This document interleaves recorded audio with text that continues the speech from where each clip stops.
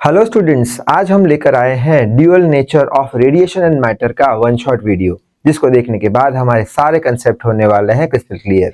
और साथ ही साथ ये जो वीडियो लेक्चर्स की पीडीएफ नोट्स की जो लिंक है वो भी हमने डिस्क्रिप्शन बॉक्स में डाल दी है, जिससे करके एग्जाम टाइम पे वापस से हमें ये वीडियो देखने की जरूरत ना पड़े। So I hope you are ready with your pen and paper. So without wasting much time let us start this video. जैसे कि ये चैप्टर का नाम है ड्यूअल नेचर। तो ड्यूअल का मतलब क्या निकलता है? दो, यानी कि दो तरीके के नेचर। अगर हम रेडिएशन की बात करें तो रेडिएशन के पास दो नेचर होते हैं, एक तो होता है वेव नेचर और एक पार्टिकल नेचर। उसी तरीके से अगर हम मैटर की बात करें तो मैटर के पास भी दो नेचर होते हैं, पार्टिकल नेचर और वेव नेचर। तो सबसे पहले तो रेडिएशन की बात कर देते हैं कि उसके पास कौन से दो नेचर होते हैं। तो रेडिएशन के पास वेव नेचर होता है। ये जस्ट पिछले वीडियो में हमने वेव ऑप्टिक्स में पढ़ा था, हाइगेंस प्रिंसिपल में, कि जो रेडिएशन है या फिर लाइट है उसके पास वेव नेचर होता है। तो आज के इस वीडियो में हम ये समझने वाले हैं कि रेडिएशन के पास पार्टिकल नेचर कैसे आता है, और वो समझने के लिए हम पढ़ने वाले हैं फोटो इलेक्ट्रिक इफेक्ट, जो कि इंपॉर्टेंट पार्ट है ये चैप्टर का। बाद में देखते हैं मैटर। मैटर के पास पार्टिकल नेचर होता है, ये तो हमें पता है। जैसे कि हम एक चौक का टुकड़ा लेंगे तो चौक क्या हो गया? हमारा मैटर है। वो किससे बना हुआ है? छोटे छोटे पार्टिकल से। यानी मैटर किसका नेचर क्या है? पार्टिकल नेचर है। और साथ ही साथ मैटर के पास वेव नेचर भी होता है। तो आज के इस चैप्टर में हम ये समझेंगे कि मैटर के पास वेव नेचर कैसे होता है, और वो समझने के लिए हम डी ब्रॉय हाइपोथेसिस का यूज करने वाले हैं। तो बेसिकली इस चैप्टर में हम ये दो पार्ट पढ़ने वाले हैं, जो कि हमारा कंप्लीट सिलेबस है, फोटो इलेक्ट्रिक इफेक्ट और डी ब्रॉय हाइपोथेसिस। तो सबसे पहले तो हम ये देखेंगे कि रेडिएशन के पास पार्टिकल नेचर कैसे होता है, वो समझने के लिए हम फोटो इलेक्ट्रिक इफेक्ट पढ़ेंगे। तो हमारा नेक्स्ट टॉपिक हो जाएगा फोटो इलेक्ट्रिक इफेक्ट। अब फोटो इलेक्ट्रिक इफेक्ट क्या है वो देख लेते हैं। तो एक हम मेटल का टुकड़ा लेंगे, तो यहाँ पे एक मेटल का टुकड़ा रखा है, उसकी सरफेस बताई है। अब हमें पता है कि मेटल के अंदर मैक्सिमम फ्री इलेक्ट्रॉन्स होते हैं। बहुत सारे जो कंडक्टर होता है, मेटल होता है, उसके पास बहुत सारे फ्री इलेक्ट्रॉन्स होते हैं। तो हमने बना दिए फ्री इलेक्ट्रॉन्स, और ये क्या है? मेटल का सरफेस है। अगर ये मेटल के सरफेस पे हम कुछ रेडिएशन इंसिडेंट करवाए, कुछ रेडिएशन दे, तो क्या होगा वो देखेंगे। तो जो भी हम रेडिएशन दे रहे हैं, वो रेडिएशन का जो फ्रीक्वेंसी होगा वो बहुत ही ज्यादा हाई होना चाहिए और उसका वेवलेंथ कम होना चाहिए। ये इक्वेशन पे से हम बोल देंगे कि अगर फ्रीक्वेंसी हाई है तो वेवलेंथ कम हो जाएगा, और अगर वेवलेंथ कम है तो ये इक्वेशन के हिसाब से रेडिएशन का जो एनर्जी है वो बहुत ज्यादा हाई हो जाएगा। यानी कि हम हाई एनर्जी वाला रेडिएशन ले रहे हैं।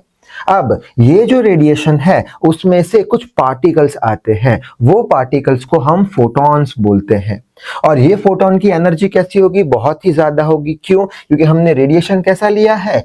हाई फ्रीक्वेंसी और लो वेवलेंथ का। लो वेवलेंथ यानी हाई एनर्जी का रेडिएशन हमने लिया है, और ये रेडिएशन में से फोटॉन्स आते हैं जो कि एक पार्टिकल्स होते हैं, और ये फोटॉन्स की एनर्जी भी हाई होगी क्योंकि हाई एनर्जी का हमने रेडिएशन लिया है। अब फोटॉन्स जो होते हैं वो एक्चुअली पार्टिकल्स नहीं होते, वो होते हैं एनर्जी पैकेट्स, यानी छोटे छोटे पैकेट के अंदर एनर्जी भरी हुई होती है। तो यहाँ पे एक्चुअल में हम रेडिएशन नहीं दे रहे हैं, मेटल की सरफेस को हम क्या दे रहे हैं? एनर्जी पैकेट्स दे रहे हैं, फोटॉन्स दे रहे हैं। तो ये जब एनर्जी पैकेट ये इलेक्ट्रॉन पे गिरेंगे तो यहाँ से इलेक्ट्रॉन इजेक्ट होके बाहर निकल जाएंगे। ठीक है, यहाँ से इलेक्ट्रॉन इजेक्ट होके बाहर निकल जाएंगे। एज फॉर एग्जाम्पल यहाँ पे बहुत सारे हमने मार्बल्स रखे हैं, कंचे बिछा के रखे हैं। यहाँ से क्या आ रहा है? यहाँ से फोटॉन्स आ रहे हैं, एनर्जी पॉकेट्स आ रहे हैं। यानी एक कंचा आ रहा है, वो कंचा क्या करेगा? इसके साथ कोलाइड करेगा तो इसको बाहर इजेक्ट कर देगा, यानी इलेक्ट्रॉन बाहर निकल जाएंगे। ठीक है, तो ये जो फिनोमिना होती है कि हाई फ्रीक्वेंसी वाला हमने रेडिएशन दिया और उसके कारण इलेक्ट्रॉन जो है मेटल की सरफेस से इजेक्ट करके बाहर निकल गए, ये फिनोमिना को हम बोलते हैं फोटो इलेक्ट्रिक इफेक्ट। तो वही बात बोर्ड पे लिखी है, here waves are not incident. Waves आ नहीं रहे, बट फोटॉन्स जो कि पार्टिकल है, एनर्जी पैकेट्स है of high energy are incident due to this free electrons from the surface of the metal are ejected, जिसके कारण जो इलेक्ट्रॉन है फ्री वो मेटल की सरफेस से बाहर चले जाएंगे। अब एक्चुअल डेफिनेशन क्या लिखना है हमें एग्जाम में फोटो इलेक्ट्रिक इफेक्ट का? तो हम ऐसा लिखेंगे कि जब सफिशिएंट हाई एनर्जी का रेडिएशन हम देंगे जिसकी फ्रीक्वेंसी हाई होगी और वेवलेंथ लो होगा, तभी तो सफिशिएंट हाई एनर्जी की हम रेडिएशन दे रहे हैं। तब क्या होगा, तब जो फिनोमिना होती है कि ये जो सरफेस है मेटल का उस पर से इलेक्ट्रॉन इजेक्ट होने की, वो फिनोमिना को हम बोल देंगे फोटो इलेक्ट्रिक इफेक्ट। तो वही बात लिखी है, when radiation of sufficient high frequency and low wavelength, high frequency और लो वेवलेंथ की रेडिएशन अगर हम इंसिडेंट कराते हैं मेटल सरफेस पे, तब क्या होता है, free electrons are ejected and this phenomena is called as photoelectric effect. So I hope photoelectric effect क्या है वो बात अच्छे से समझ में आ गई होगी। ठीक है, अब अभी अभी हमने देखा कि जो भी हम रेडिएशन ले रहे हैं उसकी एनर्जी हाई होगी। क्यों? क्योंकि फ्रीक्वेंसी हाई है, वेवलेंथ लो है, वेवलेंथ लो है तो एनर्जी हाई होगी। और वो रेडिएशन में फोटॉन्स होते हैं यानी एनर्जी पैकेट्स होते हैं। तो फोटोन यानी क्या, बोर्ड एग्जाम में 2 से 3 मार्क्स में पूछ लेते हैं, what do you mean by photon. तो फोटोन क्या है उसके लिए हमें ये कुछ 7 पॉइंट्स एग्जाम में लिख के आने हैं to get the full marks. तो फोटोन क्या है, तो फर्स्ट लिखेंगे हम, light consist of particles called photon. Light के पास कुछ पार्टिकल होते हैं जिसे फोटोन बोलते हैं। एक्चुअल में पार्टिकल्स नहीं है, लेकिन ये क्या है, एनर्जी पैकेट्स है जिसको क्वांटा बोला जाता है। क्वांटा यानी बहुत ही छोटा, वेरी स्मॉल। नेक्स्ट पॉइंट क्या लिखेंगे कि जो हमारे फोटॉन्स होते हैं उसका जो मास होता है वो फिजिक्स के अंदर अनडिफाइंड है, क्लासिकल फिजिक्स में अनडिफाइंड है। लेकिन अगर रेस्ट मास पूछा गया हो फोटोन का तो रेस्ट मास कैसा होगा, 0 होगा। तो वही लाइन लिखिए, the mass of the photon is not defined in classical physics but the rest mass of the photon is always 0। जैसे कि कोई ने हमें पूछ लिया कि फोटोन का मास बताओ, तो हम बोल देंगे अनडिफाइंड है वो तो। लेकिन किसी ने हमें पूछा कि एक फोटोन है वो रेस्ट पे है, अब उसका मास कितना होगा, तो हम बोल देंगे वो 0 के बराबर होगा। रेस्ट मास हमेशा 0 होगा। ठीक है, नेक्स्ट है, all photons will travel with the speed of light, जो कि 3 × 10⁸ मीटर पर सेकंड होता है एयर में या वैक्यूम में। नेक्स्ट है, photon is a neutral particle. Neutral particle है यानी उस पर कोई पॉजिटिव चार्ज नहीं है, उस पर कोई नेगेटिव चार्ज नहीं है, एक न्यूट्रल पार्टिकल है।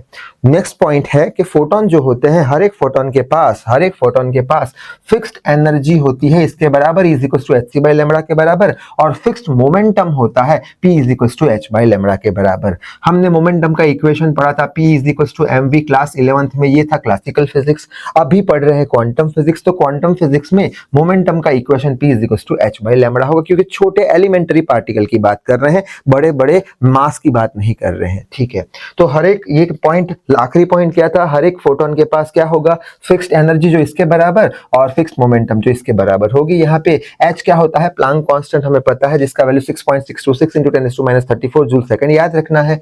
c क्या हो गया, स्पीड ऑफ लाइट 3 × 10⁸ मीटर पर सेकंड। लैम्बडा क्या हो गया, जो हम रेडिएशन दे रहे हैं उसकी वेवलेंथ, किसमें, मीटर में। ठीक है, अब ये इक्वेशन से ज्यादा ये इक्वेशन अच्छा है कैलकुलेशन के लिए। ये इक्वेशन में हमने hc का वैल्यू ये रख के कैलकुलेट करके कुछ कन्वर्जन किया है, और लैम्बडा जिससे करके नैनोमीटर में मिल जाएगा हमें। ठीक है, यानी कि ये इक्वेशन का क्या एप्लीकेशन है कि अगर एनर्जी जो है रेडिएशन की वो इलेक्ट्रोवोल्ट में देके रखी हो और हमें लैम्बडा पूछा गया हो ढूंढने के लिए, तो जो भी लैम्बडा का आंसर आएगा वो किस में आएगा, नैनोमीटर में आएगा। बस इतनी बात याद रखनी है। ये भी इक्वेशन यूज कर सकते हैं, ये वाला भी, लेकिन तब लैम्बडा का आंसर मीटर में आएगा, कैलकुलेशन बहुत सारी हो जाएगी, h की जगह ये वैल्यू, c की जगह ये वैल्यू। तो ये वाली हम सीधी याद रख देंगे, E = 1240 डिवाइड बाय लैम्बडा। अगर इलेक्ट्रॉन वोल्ट में एनर्जी है, रेडिएशन जो दे रहे हैं मेटल सरफेस को, तो जो वेवलेंथ होगा रेडिएशन का वो नैनोमीटर में निकल के आ जाएगा।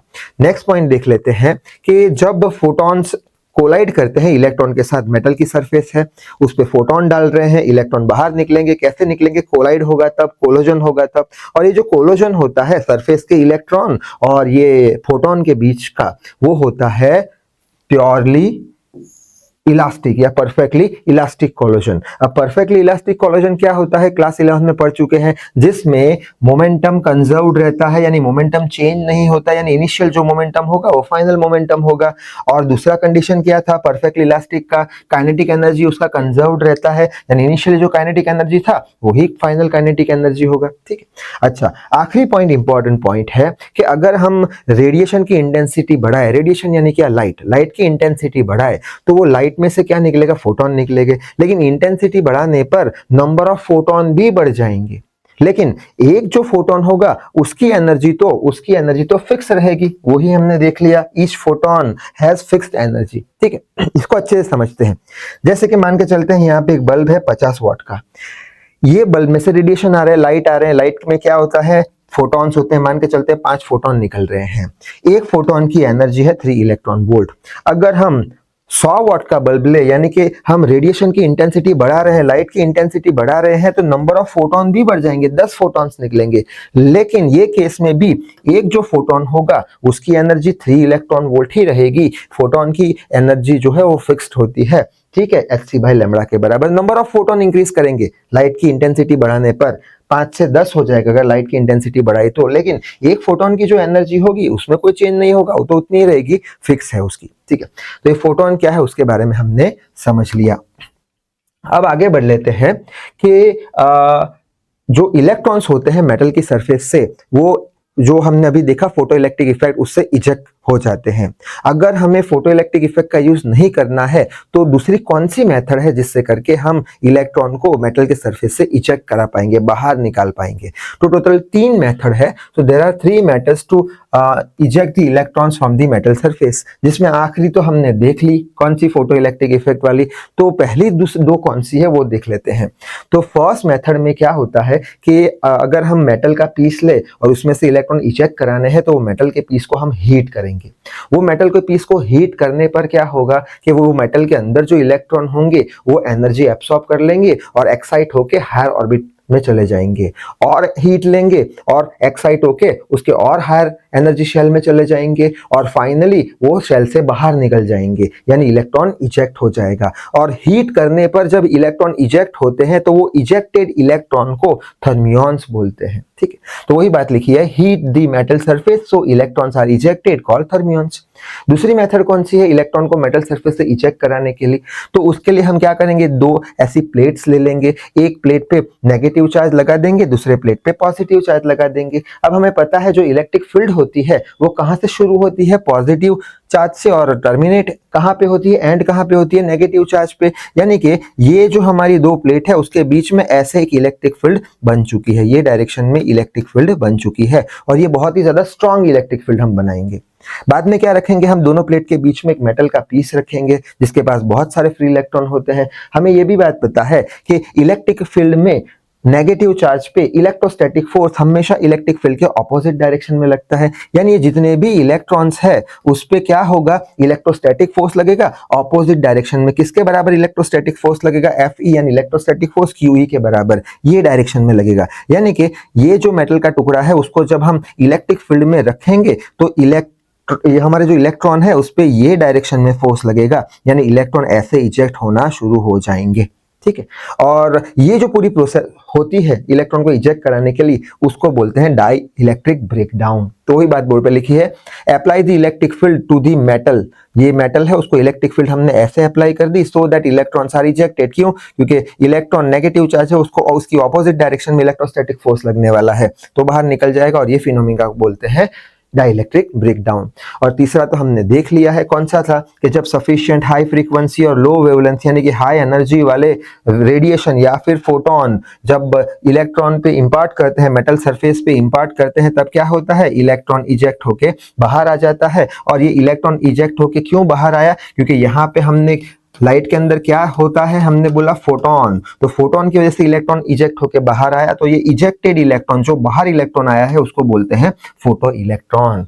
सो आई होप ये 3 मेथड अच्छे समझ में आ गई होगी, ठीक है। आगे बढ़ लेते हैं थोड़ा और। अभी हमने देखा कि अगर हम हाई एनर्जी की रेडिएशन मेटल सरफेस पे डालेंगे तो क्या होगा, इलेक्ट्रॉन इजेक्ट हो जाएंगे, ये हमने अभी पढ़ लिया। अब क्वेश्चन आएगा कि कितनी एनर्जी की रेडिएशन की जरूरत पड़ेगी जिससे करके हमारा इलेक्ट्रॉन जो है वो मेटल सरफेस से बाहर निकल जाए, ठीक है। तो मिनिमम जो एनर्जी की रिक्वायरमेंट होती है इलेक्ट्रॉन को इजेक्ट कराने के लिए, वो मिनिमम एनर्जी वो मेटल के वर्क फंक्शन के बराबर होनी चाहिए, ठीक है।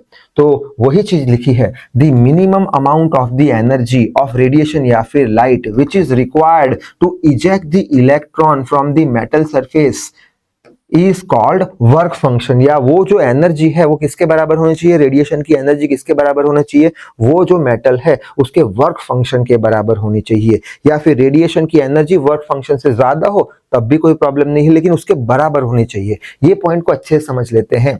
यहाँ पे एक टेबल बना के रखा है, यहाँ पे एक सीजियम मेटल लिया है। सीजियम मेटल का वर्क फंक्शन कितना है 1.9। स्टैंडर्ड सबकी प्रॉपर्टी के हिसाब से उसके वर्क फंक्शन होते हैं। तो सीजियम का वर्क फंक्शन है 1.9। सीजियम मेटल के सरफेस पे से इलेक्ट्रॉन को हमें अगर इजेक्ट कराना है, तो जो हम एनर्जी जो दे रहे हैं रेडिएशन को, जो रेडिएशन की एनर्जी होगी वो 1.9 के बराबर होनी चाहिए या उससे ज्यादा होनी चाहिए। ठीक है, यानी कि एनर्जी जो हम देंगे वो किसके बराबर या किससे ज्यादा होनी चाहिए? एनर्जी वर्क फंक्शन यानी इससे ज्यादा होनी चाहिए। ये 1.9 है और अगर हमने 2 दिया तो इससे ज्यादा है, इसके बराबर है, तो जो इलेक्ट्रॉन है वो इजेक्ट होकर बाहर आ जाएगा। ठीक है, उसी तरीके से पोटेशियम में से अगर हमें इलेक्ट्रॉन इजेक्ट कराना है तो 2.2 जितनी या उसके से ज्यादा एनर्जी रेडिएशन की अगर हो तो मेटल में से अपना इलेक्ट्रॉन इजेक्ट करके बाहर आ जाएगा। उसी तरीके से कॉपर अगर हमने लिया है तो कॉपर का वर्क फंक्शन 4.4 बहुत ज्यादा है, यानी रेडिएशन की एनर्जी भी हमें इंक्रीज करनी पड़ेगी। 4.4 या उससे ज्यादा अगर हम एनर्जी देंगे तब जाके क्या होगा, तब जाके इलेक्ट्रॉन जो है वो हमारा कॉपर में से इजेक्ट होके बाहर आ जाएगा। सो आई होप इतनी बात समझ में आ गई होगी। यानी अभी हमने क्या देखा, अभी हमने देखा कि जो रेडिएशन की एनर्जी ई है वो किसके बराबर या किससे ज्यादा होनी चाहिए? वर्क फंक्शन के बराबर या उससे ज्यादा होनी चाहिए। जैसे कि सीजियम है 1.9 है तो ये एनर्जी 2 हम कर देंगे तो क्या होगा, 2 ग्रेटर देन और इक्वल्स टू 1.9, तो इलेक्ट्रॉन इजेक्ट होके बाहर आ जाने वाला है। ठीक है, लेकिन एक इंपॉर्टेंट पॉइंट कि अगर ई जो है वो फाई के बराबर या उससे बड़ा हो, रेडिएशन की एनर्जी वर्क फंक्शन के बराबर या उससे ज्यादा एनर्जी दे रहे हैं, तो ऐसा जरूरी नहीं है कि इलेक्ट्रॉन जंप करके बाहर आ जाएगा, इलेक्ट्रॉन इजेक्ट हो जाएगा। ठीक है, तो वही बात लिखी है, इंपॉर्टेंट बात। इफ जो हमारी रेडिएशन की एनर्जी है वो मेटल के वर्क फंक्शन से के बराबर या उससे ज्यादा हो, then it is not necessary that electron will eject from the metal surface. ऐसा जरूरी नहीं है कि वो इलेक्ट्रॉन इजेक्ट करेगा ही करेगा। ठीक है, ये बात को और अच्छे से समझेंगे हम इसके नेक्स्ट स्लाइड में। ठीक है, लेकिन हम ऐसा बोल सकते हैं कि अगर रेडिएशन की एनर्जी जो है वो मेटल के वर्क फंक्शन के बराबर या उससे ज्यादा है तो चांस रहेगा कि इलेक्ट्रॉन इजेक्ट हो जाए, लेकिन हम गारंटी नहीं ले पाएंगे। ठीक है, तो वही बात लिखी है, व्हेन जो रेडिएशन की एनर्जी है वो वर्क फंक्शन मेटल की एनर्जी से ज्यादा या उसके बराबर हो, then there may be a chance that electron may be ejected from the metal surface, but we can not take the guarantee. लेकिन हम गारंटी तो नहीं ले सकते कि भाई हाँ जो हमारा इलेक्ट्रॉन है वो बाहर आएगा ही आएगा इजेक्ट होके। अब इसको कैसे समझे? एज फॉर एग्जांपल यहाँ पे हमने लिखा कि E is greater than equals to 5 है। ठीक है, तो यहाँ पे इलेक्ट्रॉन के पास क्या रहेगा? चांस रहेगा इजेक्ट होने का। ठीक है, इजेक्ट होने का चांस रहेगा। ठीक, एज फॉर एग्जाम्पल मान के चलते हैं कि एग्जाम में हमें 23 मार्क्स लाने हैं, पासिंग मार्क्स 23 है, यानी मान के चलते हैं वर्क फंक्शन है 23 मार्क्स इतने लाने हैं। अब हम क्या कर रहे हैं, हम एग्जाम हॉल में कॉपी के लिए कुछ चिट्स ले जा रहे हैं, मान के चलते हैं 30 मार्क्स की चीट ले जा रहे हैं, ये हम एनर्जी ले जा रहे हैं साथ में। ठीक है, 30 और हमें कितने लाने हैं 23, यानी क्या हम पास हो पाएंगे? तो आंसर होगा शायद नहीं। चांस रहेगा पास होने का, क्या रहेगा? चांस रहेगा, इलेक्ट्रॉन बाहर आने का चांस रहेगा, पास होने का, लेकिन गारंटी तो नहीं ले सकते कि पास ही होगे। क्यों? क्योंकि ऐसा भी तो हो सकता है जब आपने वो चिट्स निकाली तो सुपरवाइजर ने आपको पकड़ लिया, सुपरवाइजर ने पकड़ लिया यानी सारी चिट्स चली गई, यानी हम क्या हो गए? फेल हो गए। ठीक है, यानी चांस हम बोल सकते हैं कि अगर रेडिएशन की एनर्जी वर्क फंक्शन के बराबर या उससे ज्यादा है तो चांस रहेगा इलेक्ट्रॉन इजेक्ट होगा, लेकिन गारंटी तो नहीं ले सकते, कुछ भी हो सकता है। सुपरवाइजर ने पकड़ लिया तो फेल हो गया, इलेक्ट्रॉन बाहर आ पाएगा नहीं। अब यही बात को और अच्छे से समझते हैं नेक्स्ट टॉपिक से। तो हमारा नेक्स्ट टॉपिक है आइंस्टाइन फोटो इलेक्ट्रिक इक्वेशन। इसमें अच्छे से समझ में आ जाएगा हमें कि ई जो है एनर्जी वो वर्क फंक्शन के बराबर या उससे ज्यादा हो, फिर भी हम चांस बोल सकते हैं, गारंटी नहीं ले सकते। और ये जो Einstein electric photo electric equation है वो के ई मैक्स यानी kinetic energy maximum is equal to E minus phi. E यानी जो रेडिएशन की एनर्जी हमने दी है, फाइव यानी वर्क फंक्शन। ये इक्वेशन आइंस्टाइन सर ने दिया था फोटो इलेक्ट्रिक इफेक्ट के लिए। अब समझते हैं क्या है इक्वेशन टेबल की हेल्प से। तो फर्स्ट कॉलम में बनाया है एनर्जी गिवन टू मेटल, यानी जो रेडिएशन की एनर्जी होती है वो। ठीक है, 8 8 8 हमने मान के चली है। नेक्स्ट है वर्क फंक्शन मेटल का, सीजियम मेटल हमने लिया है तो मान के चलते हैं उसका वर्क फंक्शन 2 2 के बराबर है। ठीक है, आगे बढ़ लेते हैं। अब जो इलेक्ट्रॉन है वो इलेक्ट्रॉन जब बाहर आएगा तो बाहर आने में उसको दूसरे इलेक्ट्रॉन के साथ कोलाइड करना पड़ेगा, तो जब वो कोलाइड करेगा तो कुछ एनर्जी का लॉस करेगा, तो वही लिखा है electron has wasted energy due to collision in electron volt. जैसे कि यहाँ पे हमने दिया रेडिएशन, ठीक है, हमने फोटोन दिया, फोटोन ने क्या किया, इलेक्ट्रॉन को साथ कोलाइड किया। अब वो इलेक्ट्रॉन जब बाहर आ रहा है तो सरफेस पे कुछ तो इलेक्ट्रॉन होंगे, उसके साथ तो कोलोजन होगा, तो वो इलेक्ट्रॉन जो बाहर आ रहा है वो कोलोजन के दौरान अपनी कुछ एनर्जी वेस्ट कर रहा है, वो उसका कॉलम बना दिया है। अच्छा, अब इलेक्ट्रॉन बाहर आ गया, तो जब इलेक्ट्रॉन बाहर आ गया तब उसका काइनेटिक एनर्जी कितना होगा, kinetic energy of electron comes out from the surface, kinetic energy कितना होगा। ठीक है, एक एक करके समझते हैं। ये फर्स्ट केस समझते हैं। पहले हमने क्या किया, 8 का हमने क्या दिया, रेडिएशन एनर्जी, रेडिएशन दिया। वर्क फंक्शन कितना है, 2 का, यानी 8 का दिया तो 2 तो एब्सॉर्ब कर लिया, यानी अब कितना बचा, 6 बचा इलेक्ट्रॉन के पास, यानी 8 दिया, वर्क फंक्शन सरफेस का वर्क फंक्शन कितना है, 2 है, तो इलेक्ट्रॉन के पास कितना पहुंचा, 6 पहुंचा। ठीक है, अब वो 6 का इलेक्ट्रॉन, 6 इलेक्ट्रॉन वोल्ट का इलेक्ट्रॉन अब बाहर आ रहा है। जब बाहर आ रहा है तब मान के चलते हैं कि वो किसी से कोलाइड नहीं कर रहा, यानी वो कोई भी एनर्जी वेस्ट नहीं कर रहा है, यानी 8 की एनर्जी रेडिएशन दी, उसमें से 2 एब्सॉर्ब हो गया, बचा 6, बाहर आते टाइम कुछ कोलोजन हुआ नहीं तो 6 की वो काइनेटिक एनर्जी लेके बाहर आ जाएगा इलेक्ट्रॉन। ठीक है, नेक्स्ट केस देखते हैं कि वापस से 8 का रेडिएशन हमने दिया मेटल सरफेस को, उसका वर्क फंक्शन 2 है, यानी 8 का दिया, 2 एब्सॉर्ब कर दिया, बचा कितना, 6, बचा कितना, 6। अब जब वो बाहर आ रहा है तब अब इलेक्ट्रॉन कोलाइड कर रहा है मान के चलते हैं, और कोलोजन में 3 का एनर्जी क्या कर दिया, 3 का एनर्जी इसने वेस्ट कर दिया, तो 6 - 3 कितना हुआ, 3, यानी 3 इलेक्ट्रॉन वोल्ट का काइनेटिक एनर्जी लेके इलेक्ट्रॉन बाहर आ जाएगा। नेक्स्ट केस समझते हैं। मान के चलते हैं वापस से 8 का रेडिएशन दिया, 2 का वर्क फंक्शन एब्सॉर्ब हो गया, 2 इलेक्ट्रॉन के पास कितना गया, एनर्जी 6 का गया। अब ये इलेक्ट्रॉन 6 इलेक्ट्रॉन वोल्ट वाला एनर्जी वाला इलेक्ट्रॉन है, वो जब बाहर निकल रहा है तब कोलाइड किया, कोलाइड करने के कारण उसने 6 इलेक्ट्रॉन वोल्ट बर्बाद कर दिए, वेस्ट कर दिए कोलोजन के दौरान, यानी 6 - 6 कितना हो गया, 0, यानी जो इलेक्ट्रॉन मेटल सरफेस के बाहर जो आया है उसके पास कितनी होगी, 0 काइनेटिक एनर्जी होगी, यानी बाहर तो आएगा इलेक्ट्रॉन कम्स आउट, बाहर तो आएगा लेकिन उसके पास कुछ काइनेटिक एनर्जी होगी नहीं। आखिरी केस से पिक्चर क्लियर हो जाएगा। वापस से 8 का रेडिएशन दिया, 2 एब्सॉर्ब कर दिया, बचा कितना, 6। अब ये 6 इलेक्ट्रॉन वोल्ट एनर्जी वाला इलेक्ट्रॉन जब बाहर आ रहा है तब कोलोजन कर रहा है, कोलोजन में उसने 7 इलेक्ट्रॉन वोल्ट खर्च कर लिया, यानी 6 - 7 -1 क्या, इलेक्ट्रॉन वोल्ट इलेक्ट्रॉन के पास है, यानी कि इलेक्ट्रॉन के पास नेगेटिव एनर्जी है, यानी वो कभी भी बाहर आ पाएगा नहीं, इलेक्ट्रॉन नेवर कम्स आउट। ठीक है, यानी ये जो आइंस्टाइन फोटो इलेक्ट्रिक इक्वेशन है वो हमें क्या बताता है, वो हमें ये बताता है कि इलेक्ट्रॉन बाहर आएगा या नहीं वो तो हम गारंटी नहीं ले सकते, लेकिन जो इलेक्ट्रॉन बाहर आ रहे हैं, जो इलेक्ट्रॉन बाहर आ रहे हैं वो कितनी मैक्सिमम काइनेटिक एनर्जी लेके आएंगे उसके बारे में हम बता सकते हैं। आएंगे या नहीं आएंगे ये पता नहीं है। अगर E > 5 है तो चांस रहेगा, जो रेडिएशन की एनर्जी है वर्क फंक्शन से बराबर या ज्यादा है तो चांस रहेगा, लेकिन गारंटी नहीं ले सकते।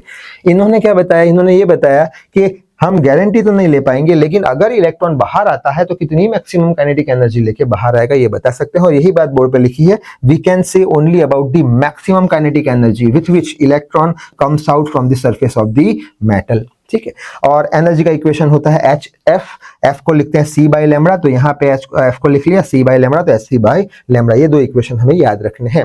अब ये दोनों इक्वेशन एक एक करके इक्वेशन में लगाएंगे तो मैक्सिमम काइनेटिक एनर्जी E की जगह क्या लिख लेंगे, HF - 5, तो वही लिखा है यहाँ पे HF - 5। अब दूसरे में क्या करेंगे, Hc/λ लिख देंगे, यहाँ पे E की जगह ये वाला इक्वेशन लिख लेंगे, Hc/λ तो Hc/λ - 5। ठीक है, तो ये 2 इक्वेशन इंपॉर्टेंट है याद रखने के, ठीक है, जो यहाँ पे लिखे हैं, और ये 2 भी इक्वेशन इंपॉर्टेंट है याद रखने के लिए आगे। ठीक है, अब ये जो आइंस्टाइन सर थे उन्होंने ये फोटो इलेक्ट्रिक इफेक्ट के अंदर 2 इंपॉर्टेंट टर्म के बारे में समझाया था। पहला था थ्रेशोल्ड फ्रीक्वेंसी और दूसरा था थ्रेशोल्ड वेवलेंथ। ठीक है, जो भी रेडिएशन की फ्रीक्वेंसी होगी वो कैसी होनी चाहिए, अभी हमने देखा हाई होनी चाहिए, और वेवलेंथ कैसी होनी चाहिए, लो होनी चाहिए, तभी तो हाई एनर्जी वाला फोटोन या रेडिएशन आएगा, इजेक्ट करेगा इलेक्ट्रॉन को। तो सबसे पहले समझ लेते हैं थ्रेशोल्ड फ्रीक्वेंसी, जिसको F0 से रिप्रेजेंट किया जाता है।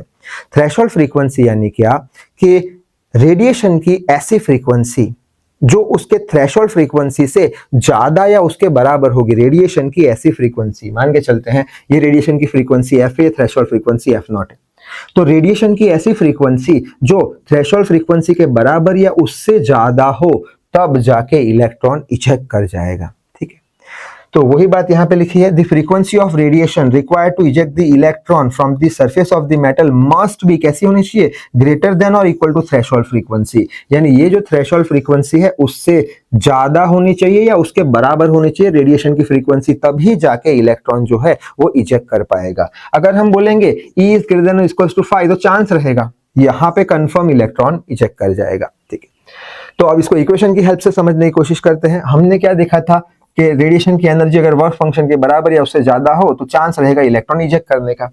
E की जगह हम इक्वेशन लिख लेंगे HF। ठीक है, अभी हमने इक्वेशन देखा था E इज इक्वल टू क्या था, HF था, और E इज इक्वल टू क्या था, HC बाय लैम्बडा था। ठीक है, ये दो इक्वेशन अभी हमने देख ली है।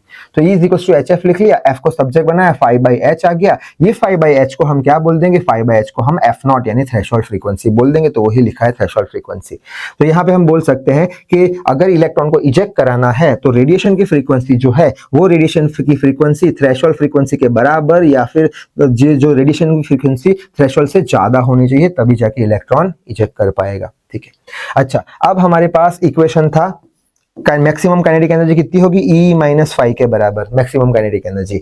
यहाँ पे हम E का इक्वेशन लिख सकते हैं, ये वाला HF, तो ये HF लिख लिया, माइनस 5 का वैल्यू अभी ढूंढना हमने, ये इक्वेशन से 5 क्या होगा, HF नॉट हो जाएगा, तो HF नॉट, तो ये वाला इंपॉर्टेंट इक्वेशन याद रख लेना। ठीक है, बाद में उन्होंने थ्रेशोल्ड वेवलेंथ के बारे में बताया। थ्रेशोल्ड वेवलेंथ यानी क्या कि अगर हमें इलेक्ट्रॉन को इजेक्ट कराना है मेटल की सरफेस से, तो जो रेडिएशन जो हम दे रहे हैं, जो रेडिएशन हम दे रहे हैं, कहाँ पे लिखे, यहाँ पे लिखे, जो हम रेडिएशन दे रहे हैं उसका जो वेवलेंथ होगा वो उसके थ्रेशोल्ड वेवलेंथ के बराबर या उससे कम होना चाहिए, उससे कम होना चाहिए। थ्रेशोल्ड फ्रीक्वेंसी से ज्यादा फ्रीक्वेंसी होनी चाहिए, लेकिन जो रेडिएशन का वेवलेंथ है वो थ्रेशोल्ड वेवलेंथ से कम होना चाहिए, तभी जाके इलेक्ट्रॉन इजेक्ट कर पाएगा। तो वही लाइन लिखी है, the wavelength of radiation required to eject the electron from the surface of the metal must be less than और equals to the threshold wavelength, जिसे डेल लैम्डा नॉट बोलते हैं। आई होप इतनी बात समझ में आ गई होगी।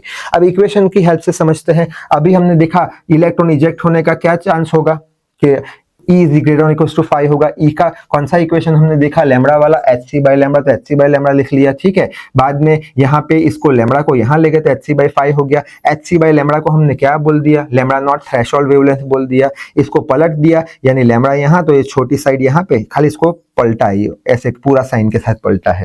तो इसमें से क्या बोल सकते हैं कि अगर इलेक्ट्रॉन को इजेक्ट कराना है तो रेडिएशन का जो वेवलेंथ होगा वो थ्रेशोल्ड वेवलेंथ के बराबर या उससे कम होना चाहिए, तभी जाके इलेक्ट्रॉन इजेक्ट करेगा। हमारे पास ये इक्वेशन था आइंस्टाइन फोटो इलेक्ट्रिक इफेक्ट का, maximum kinetic energy is equal to E minus 5। अब E की जगह हम कौन सा इक्वेशन रख देंगे, ये HC बाय लैम्बडा वाला, तो HC बाय लैम्बडा वाला लिख लिया, माइनस 5 की जगह क्या लिख लेंगे, यहाँ से 5 का वैल्यू क्या निकल के आएगा, HC बाय लैम्बडा नॉट, तो HC बाय लैम्बडा नॉट हमने कर दिया। सो आई होप ये दोनों चीज समझ में आ गई होगी। ये दोनों चीज क्या बताती है हमें, सेम चीज बताती है कि यहाँ पे फ्रीक्वेंसी कैसी होनी चाहिए, थ्रेशोल्ड फ्रीक्वेंसी से ज्यादा, और यहाँ पे वेवलेंथ कैसी होनी चाहिए, थ्रेशोल्ड वेवलेंथ के बराबर या फिर कम, जिसके कारण हम क्या बोल देंगे, वेवलेंथ कम है तो एनर्जी रेडिएशन का वो कैसा हो जाएगा, ज्यादा, यानी रेडिएशन के अंदर हाई एनर्जी के फोटॉन्स आएंगे। ठीक है, तो ये भी बात समझ में आ गई होगी। अब इसके बेस पे कुछ न्यूमेरिकल देख लेते हैं। तो फर्स्ट न्यूमेरिकल है, the work function of a substance is 4 electron volt, यानी हमें वर्क फंक्शन कोई एक मेटल का देके रखा है 4 इलेक्ट्रॉन वोल्ट। ठीक है, अब वर्क फंक्शन, ठीक है, वर्क फंक्शन 4 इलेक्ट्रॉन वोल्ट है, और यहाँ पे क्या पूछा है, the largest wavelength of the light can cause photo electron emission approximately, यानी कि जो रेडिएशन होगा, लाइट का जो रेडिएशन होगा उसका मैक्सिमम वेवलेंथ कितना होगा, मैक्सिमम वेवलेंथ कितना होगा, कैसे ढूंढेंगे, सिंपल सा इक्वेशन जो हमने देखा था 5, ठीक है, electron volt 1240 divide by lambda naught threshold nanometre. ठीक है, लैम्बडा नॉट चाहिए तो 1240 डिवाइड बाय 5, 5 का वैल्यू 4 रखा तो आंसर आ गया 310 नैनोमीटर, यानी जो हमारा लाइट है उसकी मैक्सिमम वेवलेंथ इसके बराबर होनी चाहिए। ठीक है, अगर इससे ज्यादा हुई तो तो नहीं हो पाएगा। क्यों नहीं हो पाएगा? क्योंकि हमने देखा था कि जो हमारा रेडिएशन का वेवलेंथ है वो थ्रेशोल्ड से कम होना चाहिए, यानी 300 बराबर है, 300 बराबर है। 300 से ज्यादा किया तो नहीं निकल पाएगा इलेक्ट्रॉन, 300 से कम रखना पड़ेगा। 300 से कैसा रखना पड़ेगा? कम रखना पड़ेगा। ठीक है, ये जो हमारा लैम्बडा ये 300 आया है, 300, तो रेडिएशन का इससे कम रखना पड़ेगा। 300 रखोगे तो कोई प्रॉब्लम नहीं है, लेकिन 300 से कम रखोगे तो निकलेगा, ज्यादा रखोगे तो कभी निकल नहीं पाएगा। ठीक है, फ्रीक्वेंसी के केस में उल्टा होगा। फ्रीक्वेंसी के केस में सपोज मान के चलते हैं 5 का फ्रीक्वेंसी आया, तो ये 5 क्या हो गया? 5 तो मिनिमम हो गया, इससे ज्यादा रखना पड़ेगा, 10, 15, 20। शायद से समझ में आ गया होगा। नेक्स्ट है, the work function of a certain metal is 4.2 electron volt. ठीक है, सर्टेन मेटल का फाई कितना है? 4.2 इलेक्ट्रॉन वोल्ट है। Will this metal give photo electric emission, यानी कि ये जो मेटल है उसमें से क्या इलेक्ट्रॉन बाहर आ पाएंगे? For incident radiation of wavelength 330 nanometre, यानी कि हमने इतना नैनोमीटर का रेडिएशन दिया है वेवलेंथ का, तो और इसका मेटल का वर्क फंक्शन कितना है? 4.2 इलेक्ट्रॉन वोल्ट है, तो क्या इसमें से इलेक्ट्रॉन इजेक्ट कर पाएगा? फोटो इलेक्ट्रिक इफेक्ट होगा। और यहाँ पे 330 नैनोमीटर को हम कन्वर्ट कर देंगे किस में? मीटर में, 10⁻⁹ रख के। तो कैसे पता लगा है कि इलेक्ट्रॉन बाहर आएगा या नहीं, फोटो इलेक्ट्रिक इमिशन होगा या नहीं? तो चांस कब रहेगा? अभी हमने देखा कि रेडिएशन का एनर्जी अगर वर्क फंक्शन के बराबर या उससे कम है, तब हम बोल सकेंगे कि चांस रहेगा इलेक्ट्रॉन इजेक्ट होने का, फोटो इलेक्ट्रिक एमिशन का। तो हम क्या करेंगे? सबसे पहले ई कैलकुलेट कर देंगे, उसका आंसर ले लेंगे। सपोज मान के चला फाई आया, फिर वर्क फंक्शन तो दिया हुआ है, अगर वर्क फंक्शन 4 होगा तो हम बोल देंगे 5 4 सेटिस्फाई हो रहा है, यानी जो इलेक्ट्रॉन है बाहर आ जाएंगे, फोटो इलेक्ट्रिक एमिशन होगा। तो पहले ई कैलकुलेट करते हैं। ई के लिए कौन सा फॉर्मूला पड़ा था? hc/λ।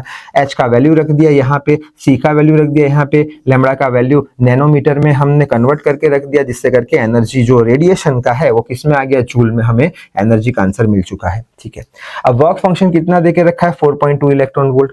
अब यहाँ पे work function phi is equal to 4.2 electron volt है, हमें जूल में चाहिए, तो इलेक्ट्रॉन वोल्ट टू जूल कैसे कन्वर्ट करते हैं? स्लाइड में लिखा हुआ है, मैं आपको बताना भूल गया था। यहाँ पे शायद से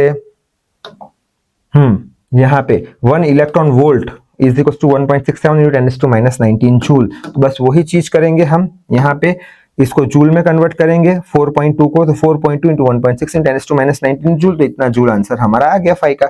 बस दोनों को कंपेयर करेंगे, कौन सा बड़ा है? ये 6.02 है, ये कितना है? 6.2 है, यानी कि ई जो है वो फाई से छोटा है, यानी ये कंडीशन सेटिस्फाई हो नहीं रहा, ये कंडीशन सेटिस्फाई हो नहीं रहा, यानी कि वर्क फंक्शन तो ज्यादा है और रेडिएशन का एनर्जी कम है, तो हम बोल देंगे कि no photoelectric emission will take place. So I hope ये बात भी समझ में आ गई होगी।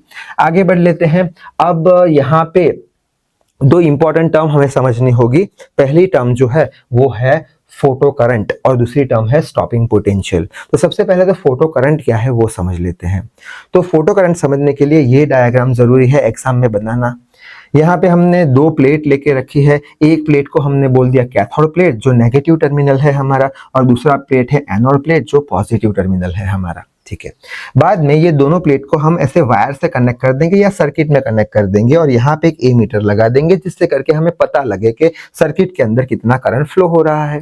बाद में ये दोनों प्लेट्स को हम एक ग्लास ट्यूब में बंद कर देंगे, ट्रांसपेरेंट एक मीडियम में बंद कर देंगे, ग्लास ट्यूब में बंद कर देंगे, और यहाँ कहाँ पे एक होल बना देंगे जिसको हम बोल देंगे ट्रांसपेरेंट विंडो। ठीक है, होल है हमारा, एक विंडो बनाई हमने जिससे करके हम रेडिएशन को ये प्लेट पे डाल सके। तो इतना कंस्ट्रक्शन में हम लिख लेंगे। ठीक है, जब यहाँ पे रेडिएशन नहीं हम दे रहे थे, यहाँ पे हमने रेडिएशन नहीं दिया, तब एमीटर का रीडिंग 0 था, यानी जब रेडिएशन नहीं दिया तब सर्किट में कोई करंट फ्लो हो रहा नहीं था। ठीक है, तो वही पॉइंट हमें लिखना है कि initially when the cathode plate no light is coming there is no current flow inside the circuit. हमने कुछ लाइट दिया ही नहीं तो इलेक्ट्रॉन तो इजेक्ट होंगे ही नहीं, तो कोई करंट फ्लो हो रहा नहीं है। ठीक है, जैसे ही हमने रेडिएशन दिए, हाई एनर्जी का रेडिएशन यानी फोटॉन्स, ये रहा एनर्जी पैकेट्स, जैसे ही फोटॉन्स हमने दिए तो क्या होगा? ये जो सरफेस है उस पे से इलेक्ट्रॉन इजेक्ट करना शुरू हो जाएंगे। ठीक है, यहां से इलेक्ट्रॉन एमिट हुए, इसलिए हम कैथोड को एमिटर बोल देंगे। अब इलेक्ट्रॉन बाहर निकले, अब ये इलेक्ट्रॉन ये डायरेक्शन में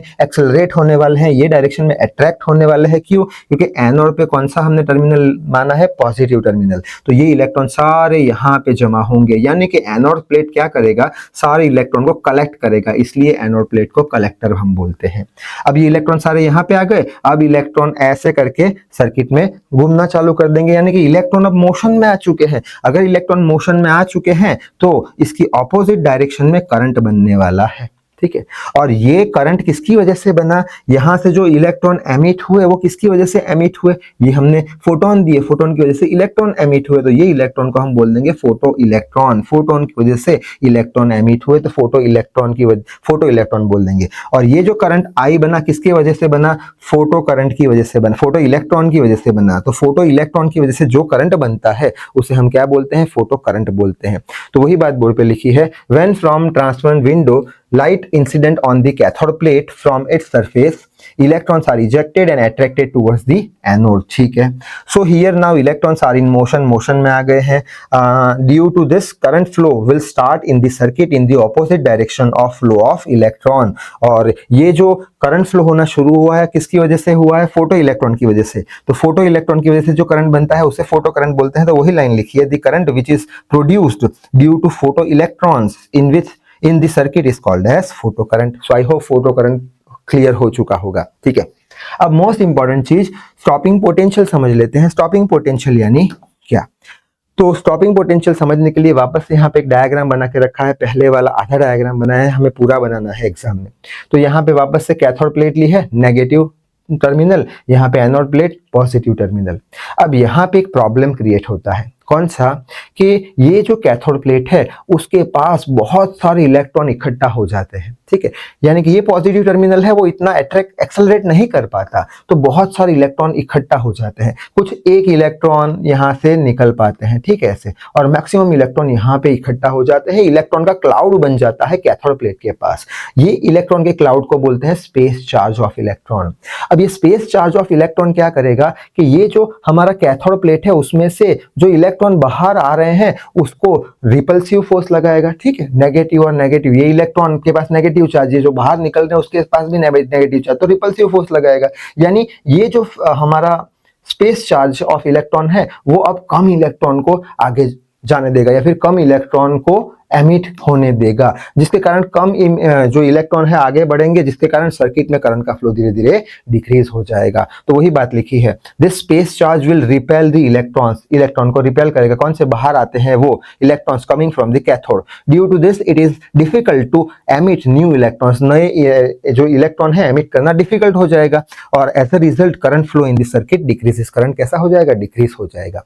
अब ये प्रॉब्लम का सॉल्यूशन क्या, तो दो सॉल्यूशन हम बोल सकते हैं। पहला सॉल्यूशन ये रहा, पहले में हम क्या करेंगे कि यहाँ पे ये जो एनोड प्लेट का जो पॉजिटिव टर्मिनल का वैल्यू है वो हम इंक्रीज कर देंगे।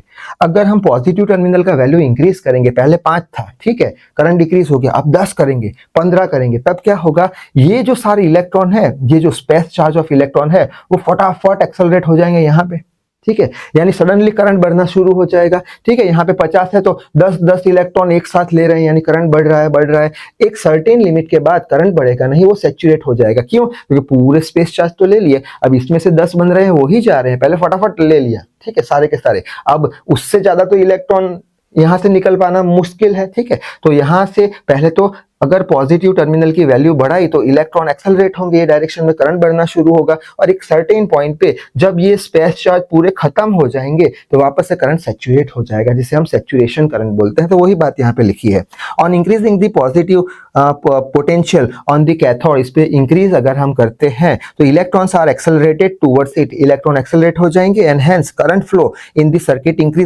इंक्रीज करेगा, लेकिन कहां तक, up to certain limit, and after that limit it becomes saturated और कांस्टेंट बन जाएंगे, जैसे सैचुरेशन करंट बोलते हैं। तो ये पहला सॉल्यूशन है। दूसरे में हम क्या कर सकते हैं, दूसरे सॉल्यूशन ये रहा, यहाँ पे लिखा है। दूसरे में हम क्या करेंगे, वापस से इसका वैल्यू एज इट इज कर देंगे, एज इट इज इसका वैल्यू कर देंगे। 5 से बढ़ाया था तो 5 वापस से कर दिया हमने। अब हम क्या करेंगे, यहाँ पे ये जो नेगेटिव कैथोड के ऊपर जो नेगेटिव पोटेंशियल है उसका वैल्यू बढ़ाएंगे, उसका वैल्यू नेगेटिव साइड बढ़ाएंगे। यानी -5 था तो -6, -7, -8, यानी नेगेटिव साइड में इसका पोटेंशियल हम बढ़ाएंगे। इसका अगर हमने पोटेंशियल बढ़ाया तो क्या होगा, ये जल्दी जल्दी इलेक्ट्रॉन एमिट करना शुरू कर देगा। कैसे, यहाँ पे नेगेटिव पोटेंशियल बहुत ज्यादा है, अंदर इलेक्ट्रॉन है, ये नेगेटिव पोटेंशियल इलेक्ट्रॉन को क्या करेगा, रिपेल करेगा, यानी बहुत सारे इलेक्ट्रॉन वो इजेक्ट कर देगा, ठीक है। अब बहुत सारे इलेक्ट्रॉन जब वो इजेक्ट करेगा तब क्या होगा, यहाँ पे स्पेस चार्ज और बढ़ेगा, यहाँ पे स्पेस चार्ज और बढ़ा तो क्या होगा, ये स्पेस चार्ज नए इलेक्ट्रॉन को रिपेल करेगा और ये नेगेटिव टर्मिनल जो है हमारा, उसकी ऐसी एक मिनिमम वैल्यू पे ये स्पेस चार्ज एक भी इलेक्ट्रॉन को बाहर आने देगा नहीं, और वो जो मिनिमम वैल्यू होगी नेगेटिव टर्मिनल की कैथोड प्लेट की, वो मिनिमम वैल्यू पे करंट फ्लो होना बंद हो जाएगा, क्योंकि ये जो स्पेस चार्ज है इतना बढ़ गया है कि नए इलेक्ट्रॉन को आने ही नहीं दे रहा है, यानी कि जो सर्किट है उसमें हमारा करंट फ्लो होना बंद हो चुका है। तो इसकी जो मिनिमम वैल्यू होगी नेगेटिव टर्मिनल की, ठीक है, या फिर कोई एक वैल्यू पे, कोई एक वैल्यू पे, नेगेटिव टर्मिनल की कोई एक वैल्यू पे क्या होगा, स्पेस चार्ज इतना बढ़ जाएगा कि नए इलेक्ट्रॉन बनेंगे ही नहीं, तो सर्किट में करंट फ्लो होगा ही नहीं, जिसके कारण वो जो हमारा सर्किट है उसमें से करंट बनना बंद हो जाएगा, और ये पोटेंशियल को हम स्टॉपिंग पोटेंशियल बोलेंगे, जिस पे करंट फ्लो होना बंद हो जाता है। तो वही बात बोर्ड पे लिखी है, on increasing the negative potential on the cathode, ये negative potential on the cathode, negative potential on the cathode due to more space charges, इतने सारे स्पेस चार्ज बन गए हैं, नो इलेक्ट्रॉन विल एमिटेड, कोई भी इलेक्ट्रॉन एमिट होगा ही नहीं, so that no current will flow in this circuit, कोई भी करंट फ्लो होगा नहीं।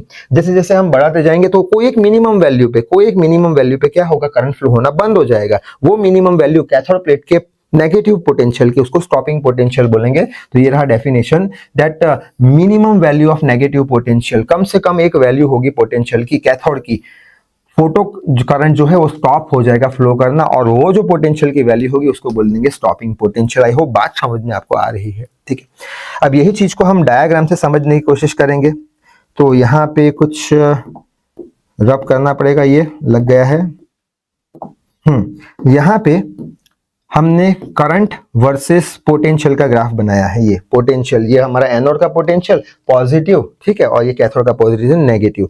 हमने पहले सॉल्यूशन में क्या सोचा था, चार्जेस बन रहे हैं, यहाँ पे स्पेस चार्जेस बन रहे हैं, पॉजिटिव को इंक्रीज किया था, तब करंट भी इंक्रीज हुआ था सर्टेन लिमिट तक और कांस्टेंट हो गया था, सैचुरेशन आ गया था। यानी कि यहां से मान के चलते हैं, ये हमारा कौन सा है, पॉजिटिव टर्मिनल, जीरो से बढ़ाया पोटेंशियल, इलेक्ट्रॉन एक्सेलरेटेड हुए और करंट बढ़ता गया सर्किट में, और एक लिमिट पर वो जाके कांस्टेंट हो गया, जिसको सैचुरेशन करंट बोलते हैं। ओ से एस बढ़ा फिर कांस्टेंट हो गया, कब, जब हमने एनोड का पोटेंशियल इंक्रीज किया। बाद में दूसरा सॉल्यूशन कौन सा था हमारा, इसका पोटेंशियल हम इंक्रीज करेंगे लेकिन नेगेटिव डायरेक्शन में, यहां से इंक्रीज करेंगे लेकिन नेगेटिव, -1 -2 -3 -4, ठीक है, 1 2 3 4 इंक्रीज कर रहे हैं लेकिन नेगेटिव डायरेक्शन में इंक्रीज कर रहे हैं। तो कोई एक मिनिमम वैल्यू पे क्या होगा कि ये जो हमारे स्पेस चार्ज इतने बढ़ जाएंगे कि इलेक्ट्रॉन को आने ही नहीं देंगे, तो ये -4 की वैल्यू पे हमारा जो करंट है, फोटो करंट, वो बंद हो जाएगा। तो ये वैल्यू जो होगी कैथोड प्लेट की नेगेटिव टर्मिनल की, उसको क्या बोल देंगे, स्टॉपिंग पोटेंशियल बोल देंगे। ये कैथोड ये साइड में हम इंक्रीज कर रहे हैं, नेगेटिव साइड में, ठीक है। तो आई होप बात समझ में आ गई होगी। अब जो हमारा स्टॉपिंग पोटेंशियल है उसकी थोड़ी और बात करते हैं कि अगर हम जो रेडिएशन दे रहे हैं वो जो कैथोड प्लेट पे, उसकी इंटेंसिटी अगर बढ़ाए तो क्या होगा, तो हम अगर इंटेंसिटी बढ़ाते हैं रेडिएशन की, तब भी स्टॉपिंग पोटेंशियल में कोई फर्क पड़ने वाला नहीं है, स्टॉपिंग पोटेंशियल तो उतना ही रहेगा। हाँ, लेकिन रेडिएशन की एनर्जी अगर हमने बढ़ाई तो एनर्जी बढ़ाने पर क्या होता है, रेडिएशन की नंबर ऑफ फोटोन इंक्रीज होंगे, नंबर ऑफ फोटोन इंक्रीज होंगे तो क्या होंगे, ज्यादा इलेक्ट्रॉन एमिट होंगे, ज्यादा इलेक्ट्रॉन एमिट होंगे तो क्या होगा, करंट जो है वो इंक्रीज करेगा लेकिन सर्टेन लिमिट तक वापस से वो कांस्टेंट हो जाएगा। लेकिन रेडिएशन की इंटेंसिटी बढ़ाने पर करंट तो इंक्रीज हो जाएगा, कांस्टेंट हो जाएगा बाद में, लेकिन स्टॉपिंग पोटेंशियल चेंज होगा नहीं। तो वही बात यहाँ पे बोर्ड पे लिखी है, क्या है कि इंटेंसिटी अगर हम बढ़ाते हैं तो किसके प्रोपोर्शन में होगा, फोटो करंट के। क्यों, इंटेंसिटी बढ़ाई तो फोटोन बढ़े तो इलेक्ट्रॉन ज्यादा इजेक्ट हुए, इलेक्ट्रॉन इजेक्ट ज्यादा हुए यानी फोटो इलेक्ट्रॉन ज्यादा बने यानी फोटो करंट ज्यादा बना। तो intensity of light photo current से डायरेक्टली प्रोपोर्शन में है। जैसे जैसे इंटेंसिटी बढ़ाते जाएंगे तो देख सकते हैं फोटो करंट भी बढ़ता जाएगा, ठीक है, इजेक्ट ज्यादा होते जाएंगे, ठीक है। तो यहाँ पे लिखा है if intensity of light is increase, तो क्या होगा, number of photon will increase, number of photon increase हो जाएंगे। So from the cathode plate more electrons are ejected and due to this photo current in the circuit will increase, photo current increase हो जाएगा, ठीक है। अच्छा, अब हम ये देखेंगे कि फोटो करंट तो इंक्रीज हो गया, ठीक है, सर्टेन लिमिट तक, बाद में सैचुरेटेड हो जाएगा, लेकिन उसके स्टॉपिंग पोटेंशियल पे कोई फर्क पड़ेगा नहीं, तो वही बात लिखी है। But on increasing the intensity of light stopping potential remain same. Stopping potential में कुछ फर्क पड़ेगा नहीं, only photo current will increase up to certain limit and become saturated and constant, ठीक है। तो यही बात हम ये डायग्राम से पढ़ने की कोशिश करेंगे। ये हो गया हमारा फोटो करंट आई, ठीक है। यहाँ पे हमारा हो गया पॉजिटिव टर्मिनल और यहाँ पे नेगेटिव टर्मिनल। हमने क्या किया, रेडिएशन की इंटेंसिटी बढ़ाई, यानी आई इंटेंसिटी का रेडिएशन दिया। स्टॉपिंग पोटेंशियल वी नॉट था उसका, ऐसे करके ये करंट बढ़ा बढ़ा बढ़ा फिर सैचुरेट हो गया। अब हमने रेडिएशन की इंटेंसिटी 2i जितनी करी, तो 2i जितनी करी तो स्टॉपिंग पोटेंशियल तो वी नॉट ही रहेगा, लेकिन करंट बढ़ बढ़ के वापस से ये सैचुरेट हो गया। और 3i इंटेंसिटी हमने करी रेडिएशन की, आई करंट नहीं है, इंटेंसिटी है, ठीक है, आई इंटेंसिटी है, 3i इंटेंसिटी करी, नंबर ऑफ फोटोन बढ़े, स्टॉपिंग पोटेंशियल उतना रहा, नंबर ऑफ फोटोन बढ़े तो फोटो करंट बढ़ा बढ़ा बढ़ा और एक मोमेंट पे वो सैचुरेट हो गया, जिसे सैचुरेशन करंट बोलते हैं। सो आई होप ये बात भी समझ में अच्छे से आ गई होगी। अब ये सारा हमारा जो कंसेप्ट था वो ये था कि जो हमारा लाइट है, रेडिएशन है, उसके पास पार्टिकल नेचर होता है, जिसके पास फोटॉन्स होते हैं जो कि एनर्जी पैकेट्स होते हैं। अब हम नया कंसेप्ट पढ़ने जा रहे हैं, कौन सा, कि जो हमारा मैटर होता है उसके पास वेव नेचर कैसे आता है। मैटर के पास तो क्या होता है, पार्टिकल नेचर, चौक है, चौक के पास पार्टिकल नेचर है, उसके पास वेव नेचर कैसे होता है। तो वो समझने के लिए हम समझेंगे D Broglie hypothesis. D Broglie नाम के एक साइंटिस्ट थे जिसने हाइपोथेसिस में एक चीज लिखी थी, क्या, कि every moving particle has wave nature. Every moving particle has wave nature. जैसे कि अभी मैं यहाँ पे खड़ा हूँ, मैं एक पार्टिकल हूँ, ठीक है, अगर मैं यहाँ पे खड़ा हूँ तब मेरे पास वेव नेचर नहीं है, लेकिन अगर मैं चलना शुरू कर दूं, यानी मूविंग पार्टिकल में बन जाऊं, तो मेरे पास कौन सा नेचर आ जाएगा, वेव नेचर आ जाएगा।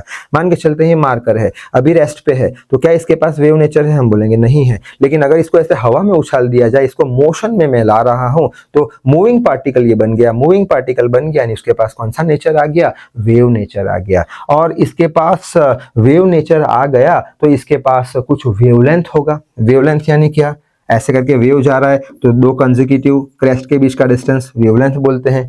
इसको मैंने ऐसे उछाला, पार्टिकल क्या बन गया, वेव बन गया, यानी इसके पास कुछ वेवलेंथ आ गया। ये वेवलेंथ को बोलते हैं de Broglie wavelength.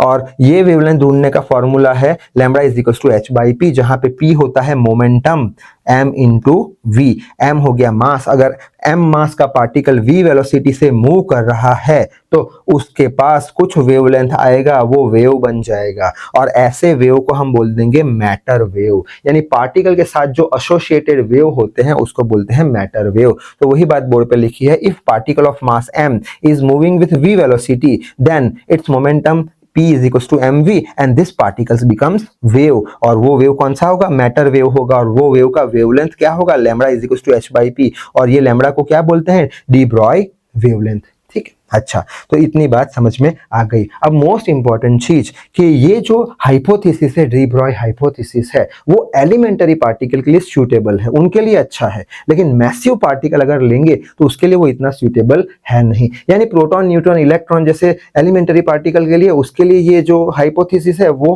Holds good, अच्छा करता है, वही लिखा है, this hypothesis holds good for the elementary particle. लेकिन अगर हम बड़े पार्टिकल की बात करें, जैसे कि बॉल पेन हो गया, चौक हो गया, बॉल हो गया, बड़े बड़े पार्टिकल की बात करें, तो उसके लिए हाइपोथेसिस इतना अच्छा नहीं है। तो वही लिखा है, बट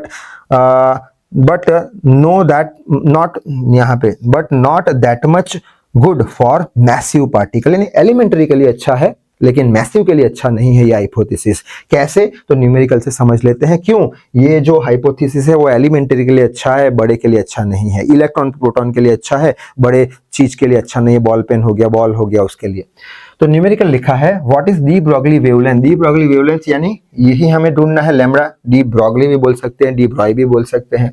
लैम्बडा ढूंढना है एसोसिएटेड विथ ए पार्ट में क्या दिया है, electron moving with a speed of 5.4 into 10⁻⁶ metre पर सेकंड, यानी इलेक्ट्रॉन जब इतनी स्पीड से जाएगा तब उसका वेवलेंथ कितना होगा। दूसरा क्या पूछा है पार्ट, एक बॉल है जिसका मास इतना है और वो इतनी स्पीड से जा रहा है, तब उसका वेवलेंथ कितना होगा, ठीक है। तो ए पार्ट हम सॉल्व करते हैं। डी ब्रॉय वेवलेंथ का इक्वेशन हमें पता है, lambda is equal to h by p, p क्या होता है, m इंटू वी, ठीक है। अब यहाँ पे की और इंपॉर्टेंट चीज हम देख सकते हैं कि लैम्बडा किसके पास होता है, वेव के पास, पी किसके पास होता है, पार्टिकल के पास, यानी ये जो इक्वेशन है वो वेव और पार्टिकल नेचर दोनों को कनेक्ट करता है। अच्छा, तो lambda is equal to H by p m v. H का वैल्यू तो हमें पता है, प्लैंक्स कांस्टेंट। एम इलेक्ट्रॉन का मास दिया नहीं है तो हमें तो पता है 9.1 × 10⁻³ kg। ठीक है, वी वेलोसिटी ऑफ इलेक्ट्रॉन देके रखी है, कितनी स्पीड से मूव कर रहा है 5.4 × 10⁻⁶। इसका आंसर निकल के आ जाएगा 10⁻⁹ मीटर। तो ये हम निकाल देंगे और नैनोमीटर इतना बोल देंगे। अब ये जो नैनोमीटर में वेवलेंथ है वो हम मेजर कर सकते हैं, हम एंगस्ट्रॉम तक मेजर कर सकते हैं, यानी -10 तक, 10 के पावर -10 तक हम मेजर कर सकते हैं। ठीक है, तो वहां तक मेजर कर सकते हैं हम। अब हम बी की बात करेंगे, बॉल की बात करेंगे, जिसका वेवलेंथ ढूंढना है तो lambda is equal to H by p. M p की जगह एम वी। एच क्या हो गया हमारा, प्लैंक कांस्टेंट आ गया। हमको मास देके रखा है, कितना है 150 10⁻³ kg, 30 की स्पीड से जा रहा है। इसका आंसर आ जाएगा कुछ 10⁻34 मीटर में। यानी इतनी कम वेवलेंथ इसकी होगी, बहुत ही कम वेवलेंथ होगी। इतनी कम वेवलेंथ हम मेजर कर पाएंगे नहीं, लेकिन इतनी वेवलेंथ तो हम मेजर कर पाएंगे, नैनोमीटर जितनी। इसका मतलब क्या निकला कि ये जो डी ब्रॉय हाइपोथेसिस है वो एलिमेंटरी पार्टिकल के लिए सूटेबल है, वेवलेंथ हम मेजर कर पाएंगे। लेकिन बड़ा जो पार्टिकल होगा बॉल जैसा, ठीक है, उसकी वेवलेंथ तो बहुत छोटी आएगी, तो इतनी छोटी वेवलेंथ हम मेजर कर पाएंगे नहीं, यानी मैसिव पार्टिकल के लिए अच्छी साबित हुई नहीं है। तो आई होप ये भी अच्छे से समझ में आ गया होगा। अब यहाँ पे जो डी ब्रॉय का जो इक्वेशन था वेवलेंथ का, lambda is equal to H by P, इसको हम काइनेटिक एनर्जी के फॉर्म में लिखने की कोशिश करेंगे। तो लिखा है above equation we will try to write in kinetic energy. कैसे लिखेंगे इसको काइनेटिक एनर्जी के फॉर्म में? काइनेटिक एनर्जी क्या होता है, 1/2 mv²। ठीक है, यहाँ पे हम v का वैल्यू लगा सकते हैं। यहाँ पे ये लिखा है हमने v, कैसे लिखेंगे, p is equal to mv, v is equal to p by m, तो p²/m² हमने कर दिया। यहाँ से एक m से एक m कैंसिल हो जाएगा, नीचे एक m बचेगा, तो k is equal to 1/2 p²/m। यहाँ से p² का वैल्यू निकल के आ जाएगा 2mk, तो p का वैल्यू निकल के आ जाएगा √2mk। अब ये जो p का वैल्यू है वो हम ये इक्वेशन में रख देंगे, यानी h/√2mk आ जाएगा, जहाँ पे k क्या होगा, काइनेटिक एनर्जी, यानी हमने ये इक्वेशन को काइनेटिक एनर्जी के टर्म में लिख लिया। अब हमारे पास ये इक्वेशन आ चुका है, ये इक्वेशन हमने सीधा यहाँ पे लिख लिया। ये इक्वेशन को अब हम पोटेंशियल के फॉर्म में लिखने की कोशिश करेंगे। तो लिखा है above equation we will try to write in terms of potential. ठीक है, तो पोटेंशियल में हम कैसे लिखेंगे, तो यहाँ पे हमने एक चीज देखी, कौन सी, कि जो भी इलेक्ट्रॉन जो है वो क्या करेंगे, इजेक्ट होके बाहर आएंगे। ठीक है, और उसकी कुछ काइनेटिक एनर्जी होगी, यानी उस पर कुछ वर्क होता होगा। तो according to work energy theorem हम क्या बोलेंगे, work done is equal to क्या, kinetic energy. Work done is equal to जितना वर्क करेंगे उतना काइनेटिक एनर्जी उसका बढ़ेगा। ठीक है, चेंज इन काइनेटिक एनर्जी। और वर्क डन क्या होता है, Q × V के बराबर। ठीक है, ये भी इक्वेशन हमें पता है। तो यहाँ पे हम क्या कर देंगे, काइनेटिक एनर्जी लिख लिया और वर्क डन का QV इधर लिख लिया। ठीक है, तो काइनेटिक एनर्जी K की जगह हम क्या लिख लेंगे, K की जगह हम क्या लिख लेंगे, K की जगह Q × V लिख लेंगे, K की जगह क्या लिख लेंगे, Q × V लिख लेंगे। तो lambda is equal to h/√2mqv, ये पोटेंशियल के टर्म में हमने लिख लिया। अब अगर हम इलेक्ट्रॉन की बात करें, इलेक्ट्रॉन के वेवलेंथ की बात करें, तो इसमें लैम्डा ऑफ इलेक्ट्रॉन कर देंगे, इलेक्ट्रॉन का वेवलेंथ, मास ऑफ इलेक्ट्रॉन कर देंगे, यहाँ पे Q क्या होता है, चार्ज ऑन इलेक्ट्रॉन कर देंगे। बस ऐसे भी हम लिख सकते हैं, जहां पे मास ऑफ इलेक्ट्रॉन हमें पता है 9.1 × 10⁻31, चार्ज ऑन इलेक्ट्रॉन 1.6 × 10⁻19 कूलम। ठीक है, H का वैल्यू भी हमें पता है, ये रहा 6.63 × 10⁻24 जूल सेकंड। ये सारी वैल्यू इसमें डाल देंगे, जिससे करके इक्वेशन एकदम सिंपल बन जाएगा। इलेक्ट्रॉन का wavelength is equal to √150/v, यानी कैलकुलेशन करने के बाद 150/v आ गया। अब इसका 150 का अगर हम स्क्वायर रूट निकालेंगे तो होगा 12.27 √v। ये पूरे का स्क्वायर रूट है तो नीचे भी v आ जाएगा। तो दोनों में से कोई भी इक्वेशन यूज कर सकते हैं, ये कैलकुलेशन सिंपल हो जाएगा अगर ये यूज करेंगे तो। यानी फाइनली डी ब्रॉय वेवलेंथ के हमने कितने इक्वेशन देखे, पहला तो हमने देखा h/p, दूसरा देखा h/mv, फिर काइनेटिक एनर्जी के टर्म में देखा √2mk, फिर देखा पोटेंशियल के फॉर्म में h/√2qv, बाद में हमने देखा ये वाला इक्वेशन, इलेक्ट्रॉन का अगर ढूंढना है वेवलेंथ तो 150/v, और ये 12.27/√v। ठीक है, अब इसके बेस पे एक सिंपल सा न्यूमेरिकल सॉल्व कर देते हैं तो आइडिया आ जाएगा। क्या है, इस चैप्टर में न्यूमेरिकल एकदम आसान से ही आते हैं। यहाँ पे लिखा है फाइंड डी ब्रॉय वेवलेंथ, वापस से लैम्डा का वैल्यू ढूंढना है, associated with an electron accelerated at 600 volt. तो यहाँ पे हमें डी ब्रॉय वेवलेंथ मालूम है, lambda is equal to directly 150/v कर दिया। ठीक है, ये v डायरेक्ट यहाँ पे हमने लिख लिया 600, 1/4 आ गया, 1/4 यानी स्क्वायर रूट निकाला तो 1/2, यानी कि ये जो वेवलेंथ निकल के आया 0.5 मीटर। तो यहाँ पे ही हमारा ये छोटा सा चैप्टर होता है समाप्त। तो इस वीडियो में बस इतना ही, तब तक के लिए read hard work hard, thank you very much.